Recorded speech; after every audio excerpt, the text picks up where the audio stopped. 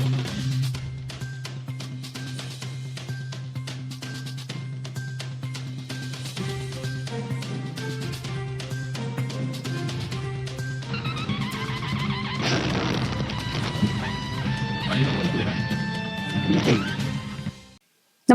आपण पाहता हिरकणी न्यूज.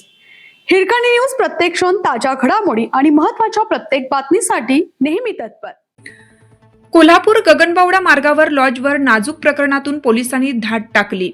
कोल्हापूर गगनबावडा मार्गावरील खुपिरे तालुका करवीरगावच्या हद्दीत असलेल्या सुरभी लॉजवर पोलिसांनी गुरुवारी दुपारी छापा टाकून सुरू असलेल्या वेश्या व्यवसायाचा पर्दाफाश केला.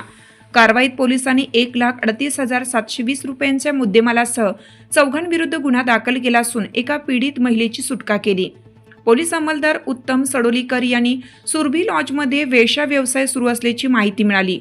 पोलीस अधीक्षक निलोत्पल यांच्या मार्गदर्शनाखाली स्थानिक गुन्हे अन्वेषण शाखेचे पोलीस निरीक्षक सुशांत चव्हाण व अनैतिक मानवी वाहतूक कक्षाच्या सहाय्यक पोलीस निरीक्षक रितल परुले यांनी पथकासह सापळा रचला.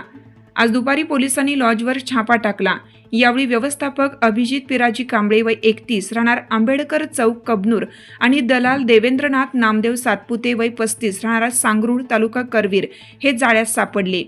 हा लॉज मानसिंग निवृत्ती पाटील राहणार खटांगळे तालुका करवीर व मनोज शिवाजी हासे राहणार विद्यानगर कराड यांनी चालवण्यासाठी घेतला आहे.